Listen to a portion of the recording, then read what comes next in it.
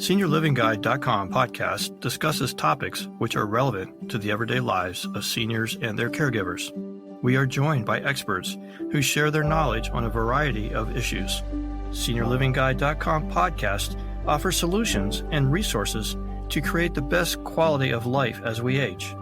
And now, let's welcome your host, Darlene Mahoney. Thank you for joining us on this episode of SeniorLivingGuide.com podcast. We want to thank our listeners who have been the key to our success as we enter our third season of Senior and Caregiver Resource Podcasts. Our podcast can be listened to and followed most anywhere you enjoy music or podcasts, such as Spotify, Apple Podcasts, Google Podcasts, and even Alexa, and many more. And please don't keep our podcast all to yourself. Share with a senior or caregiver who you think will benefit from the support that we provide. I am your host, Darlene Mahoney, and I am excited to share the news that SeniorLivingGuide.com provides a one-stop shop to finding senior housing, including independent and active seniors, a new home, while providing an excellent resource to assisted living, skilled nursing, memory care, or even home health and caregiving services solutions, and one easy-to-navigate website. So visit SeniorLivingGuide.com today. And I would also like to thank our podcast sponsors, Parish Healthcare and Parish Medical Center. At Parish, they offer the Parish Senior Consultation Center and Parish Senior Solutions, where each patient's evaluation and follow-up care will be personalized to meet the needs of the individual and their families. At Parish Healthcare, we believe in our community. We believe in keeping our community safe. We believe in the art of healing. We believe in healing patients, healing families, healing communities. We believe in the best and brightest working together for the common good. At Parish Healthcare, our team focuses on you as an individual because every life is a work of art to us. Parish Healthcare, where the art of healing comes to life. Visit parishhealthcare.com/healthaware for a free health risk assessment. I would like to introduce today Andrew Brainerd, owner and CEO of TransMed Long Distance Medical Transportation. Andrew entered the medical transportation business at the very young age of 22 as a driver for a local non-emergency medical transportation based out of Central Florida. At the age of 29, Andrew launched the Florida-based company TransMed Care Long Distance Medical Transportation. His goal was to offer a better transportation option with improved comfort care and increased safety to families and patients across the continental U.S. But today, Andrew oversees a fleet of 9 fully customized medical transport vans with a growing demand for service nationwide. His business remains family-owned and operated, and TransMed Care recently opened a second location in Las Vegas, Nevada, to better serve families and patients in the Western United States. And I'm so excited to welcome Andrew to our podcast today and dig into this topic, because even I, working in senior living for as long as I have, did not even know that these services were offered and available to our seniors. Welcome, Andrew. Hi, nice to be here. Thank you for having me today. So long distance medical transportation, what exactly does that entail? Because when I think about it, I think about maybe a senior that is not feeling up to par and would like to make a trip without it being in their local area.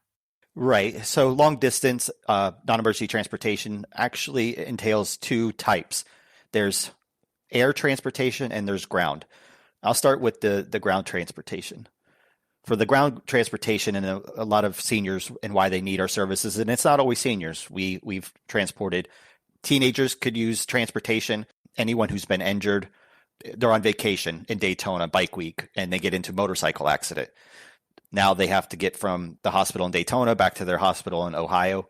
They would use our services. Typically, we're dealing with seniors in this industry that need to relocate closer to family because they're at the point in their life where they can't live on their own. They need to be in a nursing home closer to family or in the family's home. So the industry revolves around picking those people up and getting them where they need to go. And long distance, every company's different, but is usually state to state. It's going to be 300 plus miles, getting you from where you got to go anywhere nationwide. What my thing is when I think about it, as far as the ground transportation part, is seniors, even sometimes cognitively declining seniors, even if they don't have a lot of physical issues, my thought is, and correct me if I'm wrong, sometimes flying can be incredibly stressful. And to me, if that would be a much better way to make a long distance trip much more comfortable for them. Yes, so that is true. We in the industry tend to deal with a lot of patients that have dementia, sundowners. These are things that family members trying to move a family member closer state to state can find a difficult task to handle on their own. You know, putting grandma or grandpa in a minivan and driving them to New York from Florida. They have sundowners, dementia, where they need personal care the entire time, or they're incontinent. And then you're trying to change, a brief, or, doing continent care in a minivan, or their meds need to get taken on time. Their vitals need to be checked on a regular basis. These are the reasons why the services get performed. Yeah, I can see it. And just my experience, I moved my dad from Orlando to Brevard, and he had early stages dementia. And honestly, I'd never experienced this with him, and I had no expectation I was going to have this experience. The trip in the car, he was freaking out, and it's only like an hour and 20 drive. So it's not that far. I didn't know how to handle it because literally 5 to 10 minutes in, he was freaking out that he'd been in the car for a long period of time. I had to figure out all these tricks to try to settle him down. And then I realized every time I took him out, once we got here to go to the doctor or go get a bite to eat, I had to learn different tricks with him just to keep him calm in the car, because just traveling in the car was very stressful for him. Right. Especially individuals who try to do it on their own. They have to try to figure out ways to handle their loved one during these episodes while they're trying to drive. Your stops along the way, you're going to have to take them inside to use the restroom or to get food. Those all can be very difficult. So hiring a service ground-wise that can take care of a patient's need where they don't have to get off the van at all is going to be the better way to go to deal with seniors at this level of care. I had to show him the GPS so he could watch the GPS, so he could see how much time and watch the car moving along that line in order to keep him calm. How can you do that for 300 miles? That's a lot of entertaining. Yeah, there are companies that have the ability to let a family member ride with that doesn't have to drive or do anything other than just entertain the patient. A lot of companies offer that service.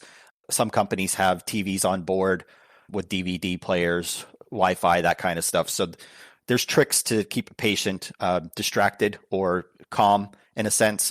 When a family member doesn't ride, a lot of the services that exist out there do send a medical staff person who can kind of take that role of a family member, keeping the patient calm, talking to them the entire trip if necessary.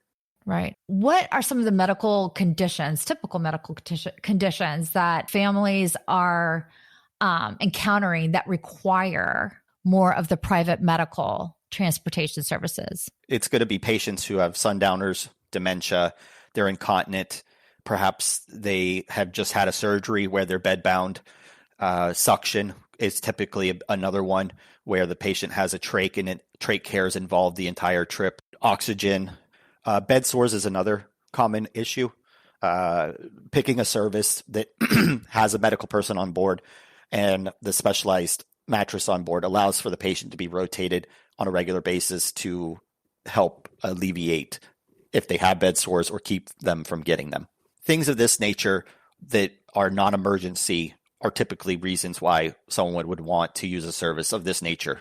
Every service that exists has a stretcher, and everyone in the industry has their own custom mattress that goes on that, so it's more comfortable.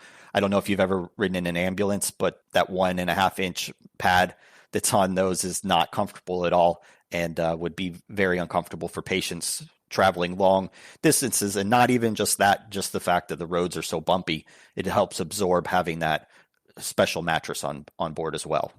Right. I have been lucky enough that I have never even seen the inside of an ambulance. Thank goodness, knock on some wood. But I can only imagine that, if you're going to do a long distance, you want to have that comfortable setting, especially as a senior, because sometimes they're more fragile. People don't even realize how common the bed sores and that kind of thing can be when you've been in bed for a long period of time. How has the onset of COVID and the increase of other communicable diseases, because we don't even think about that when we think about long distance transportation, affected the demand for the medical transportation over the years? Have you seen an increase? There was an increase during the beginning of the pandemic.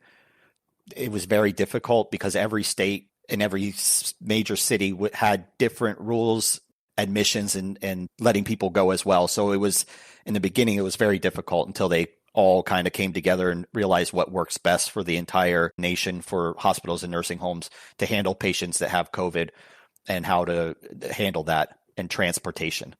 The numbers of patients having COVID and needing transport has declined drastically. In the industry, there's still issues where a patient contracts it, but now they're just staying put until they don't have it any longer before they get transported. Before, it was like transport them with it. Too many people had it. Too many people needed to get where they needed to go. It's important when picking a company to use to make sure that they have very stringent cleaning procedures. If you have a patient who has something that's communicable, you want to make sure that it doesn't transfer to the next pickup. Cleaning is very essential for that. Yeah, I would imagine it's very similar to a hospital room where you want to make sure that everything's clean. Yes. I can appreciate the services that you provided during the height of COVID, that this was an option that was probably a safer option than anything else for seniors to be able to use a private transport to stay safer from being exposed to COVID. Any senior that has the propensity to have a low immune system is a good option for them. Yeah, no matter what, COVID-19 or what comes next, using private long-distance non-emergency transportation is a better way to go. You're not going into the airport. You're not getting exposed to hundreds of people, sometimes thousands. You're limited to the crew that's on board, and they're handling the things that you need throughout the transport. Really limits the exposure to you during the transition from a state to another state. Right. And as you mentioned, it should be cleaned properly. If you find a transport service that meets your needs, that should be a criteria you look for. And that was a challenge during COVID. We absolutely needed PPE, but it was not, we weren't part of that criteria that was first responder necessity, but these people still needed the transports. These weren't always, I want this, it's, I need this. And a lot of other companies and whatnot were dealing with having the problems of finding disinfectants, because that could shut you down. Because if you can't clean your vans, you can't transport people. So I hope that maybe the next time something big like this happens, we won't run into that issue. They'll see us as a necessity as well. Absolutely. Let's hope there is no next time. Yes, for sure.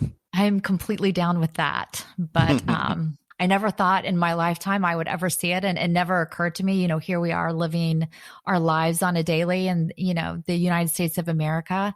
And even when they talked about COVID, you just think, oh, it could never happen here. It would never happen to us. My priority is keeping our seniors safe. And it was really hard working in this industry and seeing what happened to our seniors and the senior industry and our seniors that were locked at home as they were aging in place. And then our seniors that were in communities that were spending more time in their rooms and not able to spend time with their families. And it was truly a heartbreaking experience. And I really never want to see that happen again. So do you have any stories where they were able to be reunited with their families with any kind of transportation? Yes, us particularly. We've had a couple of times where police processions have followed the van into a city because maybe it was a chief that was retired in Florida and was coming back to his hometown, or, a head of a hospital or something was coming back. Family members, big crowds of people being there to greet the patient coming back. These are things that I see happening. And this is not the reason why people use our services that often, but people do use them. Maybe they have medical care, but they want to go to their grandson's wedding or something. We'll take them from state to state to go visit during a wedding and then go back home. So special events like that, transportation can happen as well. Yeah. You know what? It actually just reminded me, I have a family member that has MS, and she had an episode right like days before her son's big, beautiful wedding. Now she lives here in Florida. The wedding was in North Carolina. And she was heartbroken because she had an issue where she all of a sudden was unable to walk, which can happen with MS. And there wasn't really anything that they could do. It was something, I guess they were trying to do some injections or whatever. And the transportation getting her there, because she couldn't really do a car thing. And that would have been a really great solution that I think she would have been totally on board with if it was something that we had really actually thought about.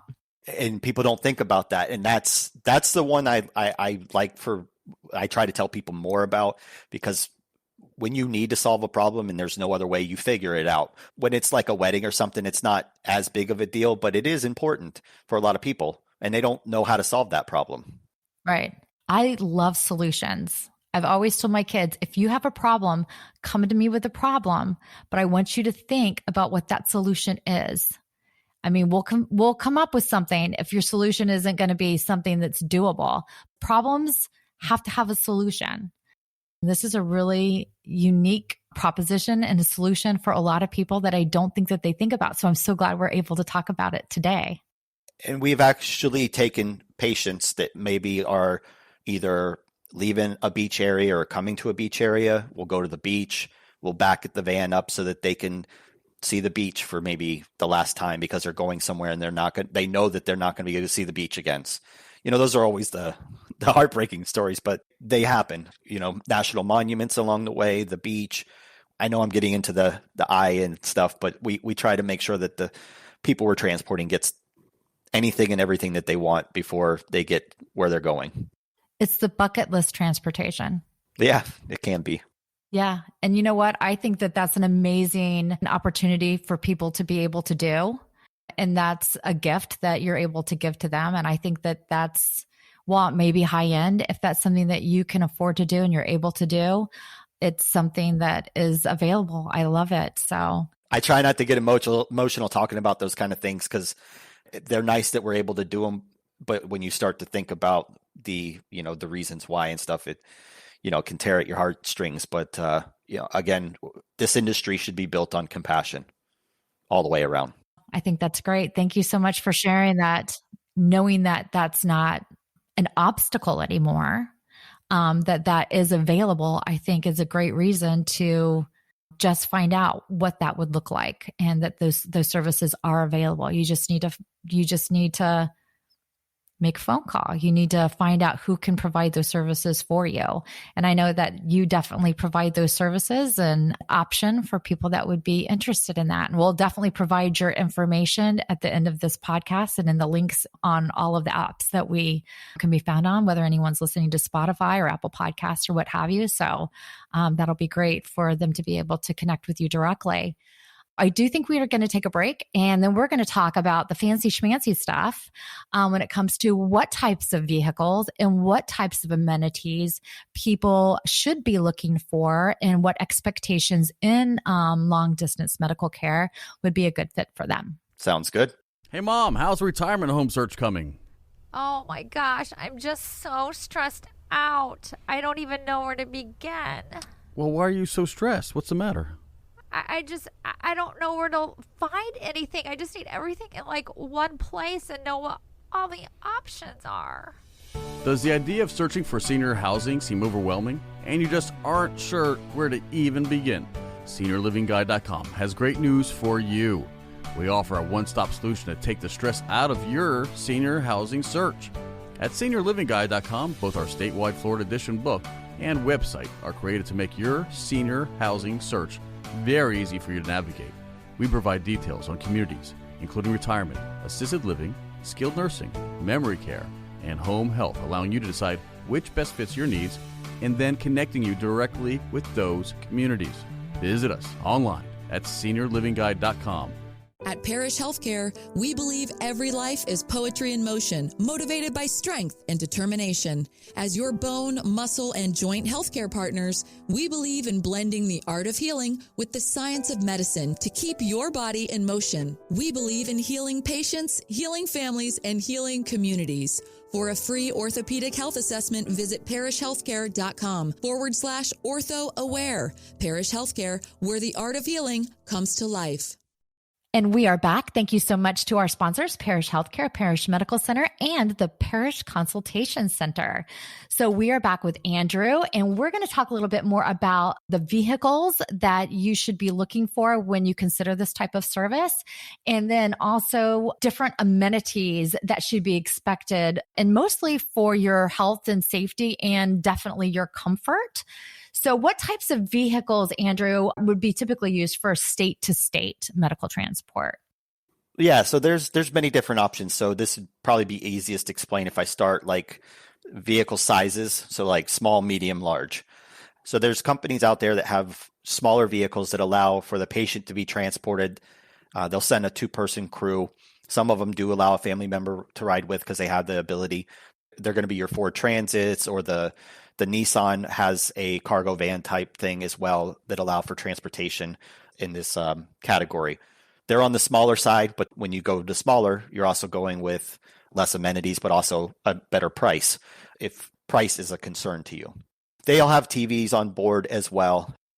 When you get to your medium-sized vehicles, you're typically looking at allowing a family member, sending a 3-person crew, having a TV on board, having that patient care. And then your larger vehicles, like the Mercedes, your Dodge ProMasters, they're going to have a bed for your family member, a bed for the patient. Some of them will allow for 2 patients to ride with. A lot of companies offer for a pet. It doesn't happen very often, but some people like to travel with their pet. So there are companies that provide pets to travel for free as well. Amenities can include breakfast, lunch, and dinner being paid for. So it's all inclusive. You get on board and you don't have to worry about a thing. That's with the crew being on board, take care of the patient, meals and drinks being paid for. Depends on what kind of vehicle that you want to go into. Because some people, they like the name Mercedes. They want to pay for that name. But there are other companies that have more amenities than others.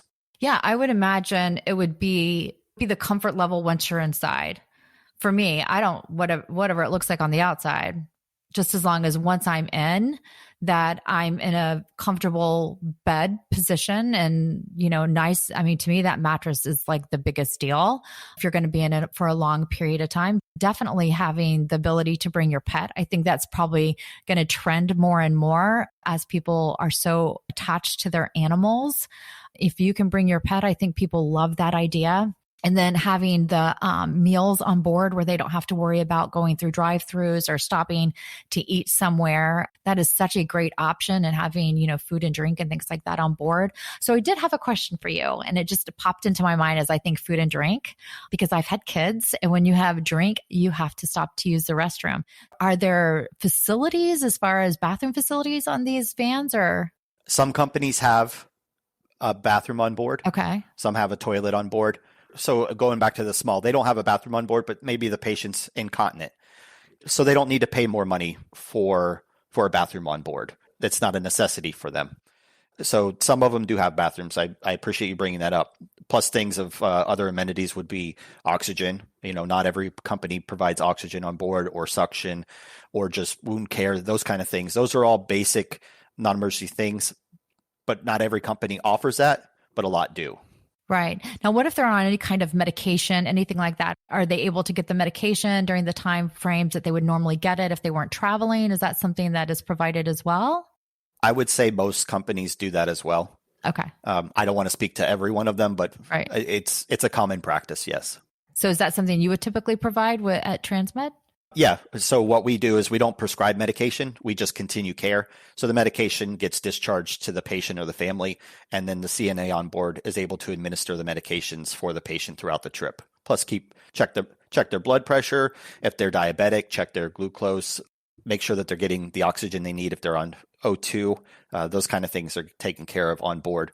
And can I talk about one of my vans? Yeah. Okay.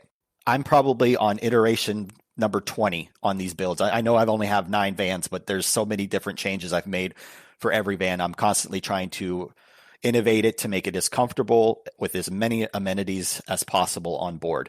I want to tell you the story of what happened to one of them, but I'll tell you what's inside. So we have the TV, we have Netflix, we have Wi-Fi, cell phone boosters.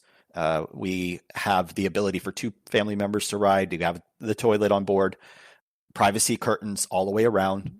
And those are the basic things. But I've taken it a step further by insulating the entire inside of the van. And why that's important. A, it reduces the road noise so people can relax and go to sleep. But actually, last year, the blizzard that hit Colorado that shut down the highway, one of my vans was stuck in that. And because it was insulated the way that it was, and we have drinks, snacks, that kind of stuff on board, we were able to shut the van down for an hour or two before we had to turn it back on to heat it back up. And then we had the bathroom on board. We had drinks and snacks, and we were able to last basically 24-hour period of being stuck on the highway without running out of fuel. Oh, wow. That is absolutely an incredible story. I hope you have that on your website. You need that story on your website. Yeah, I probably should. It was for a test of a test. That was probably one of the greatest tests of the build. Yeah, absolutely. That is an incredible story. That's really great. So we talked a little bit, I'm going to kind of bring that back full circle, about the medical staff that is on board. So you mentioned, I heard you say a CNA. So is that something you should expect when you hire long distance transport? Yes. Every company provides a different type of medical personnel. It could be RN, paramedic, CNA, whatever company decides to hire, that's what they're going to use. We found, and I just want to bring this up because this is some of my opinion on it, the CNAs are able to provide the patient care, and usually are the ones that are hands-on at a nursing home and having to change patients and take care of the patients. So we found that CNAs do a really good job there, and they have the certifications they need to do the additional things that they do on board with us. RNs are very nice, but they are very high in demand and difficult to find. And nothing wrong with paramedics. I'm grateful for everything they do, but they're more of a life-saving person. They're dealing with getting you from the accident scene to a hospital. They're not used to changing a patient's diapers or keeping them company and feeding the patient. And paramedics are great. And again, I don't want to knock them. It's just finding the person that works best for what we're trying to do. For a basic level of care, especially for the companion care, for checking the vitals and all those basic things, which you would normally need, I would imagine a CNA would be perfect. I think that matching that patient with the needs, I think, is great. And that's something you should definitely ask who will be riding on the medical side in the van. So yeah, no, I think that that's great. Having the medical personnel, having a 3-person crew is what a lot of companies provide, not all of them. The reason I find it's very essential, and it's because I used to drive myself before I owned my own business. If there's a 2-person crew on board, the person who has to take care of the patient after they're done driving, they're not going to sleep as well as they should because they kind of sleep with one eye open waiting for the patient to need something. So having that CNA or whatever medical staff is on board that just tends to the patient allows the drivers to focus on driving, because every company is driving straight through. So if you have an overnight trip from Florida to New York, the drivers are just rotating back and forth between driving. And the last thing they need to be worried about is taking care of the patient, because they're not getting the sleep that they need. And to me, that's a huge safety problem. Oh, 100%. No, I 100% agree with that. So has there been any advances in technology in medical transportation over the recent years? I would say what's really helped, especially to get me where I'm at today, is this new trend of everyone building their own custom RVs and then hitting the road. I kind of look at what we have as almost like an RV type setting. These vans are equipped for you to be comfortable the entire time. So there's more companies that exist that help with these builds that are necessary to put all these features in there. That's not something that existed before. So that's been very helpful. Just cell phones, not having data plans anymore, unlimited data kind of deal, allows for Wi-Fi to be on board. I actually looked into having more of a reliable service. And I'm like, how do planes do it?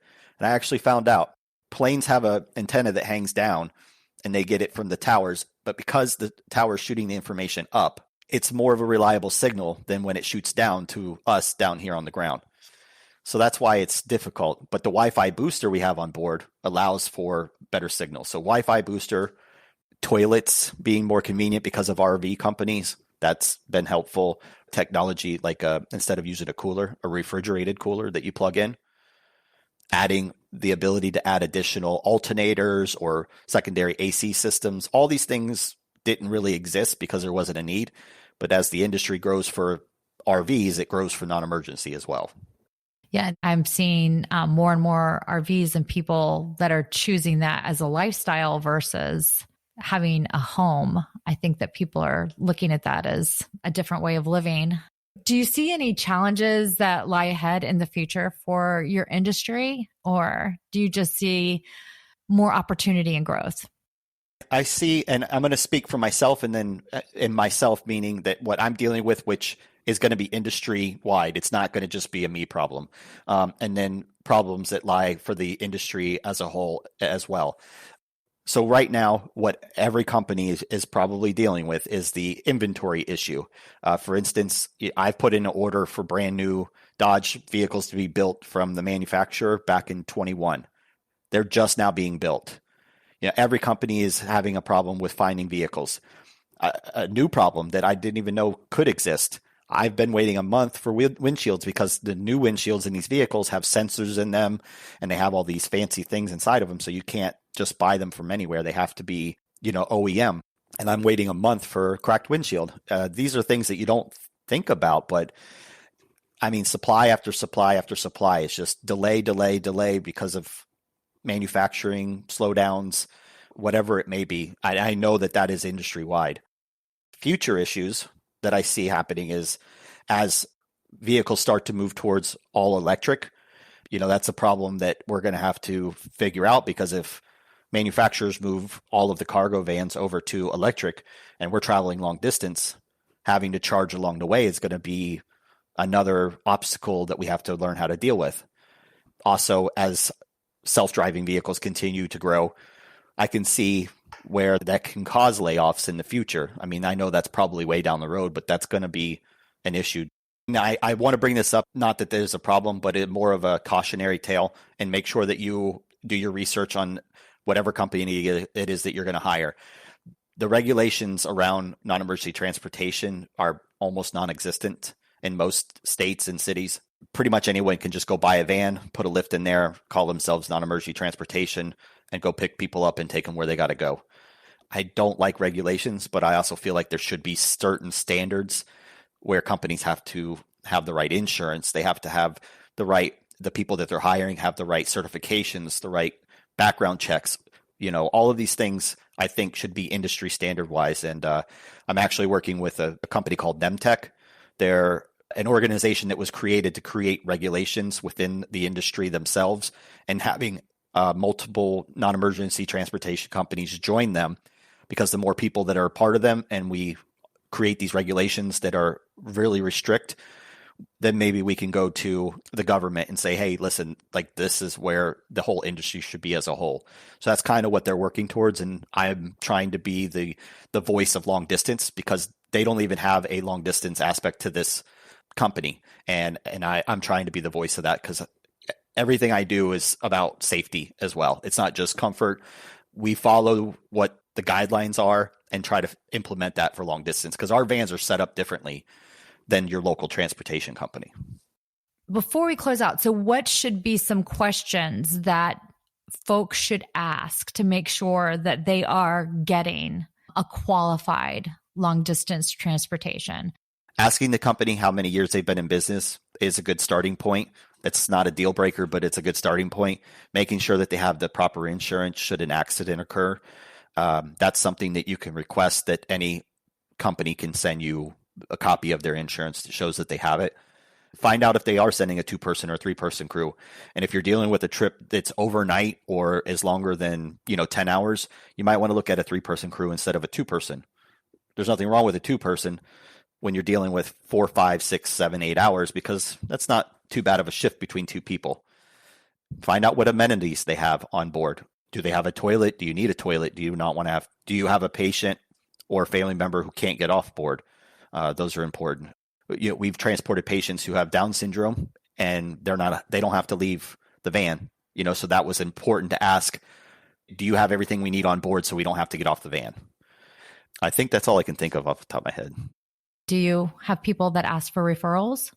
We have people who've asked for referrals. I think looking at a company's reviews is more important than a referral, because I could just tell you to call my mom and she'd give me a great referral.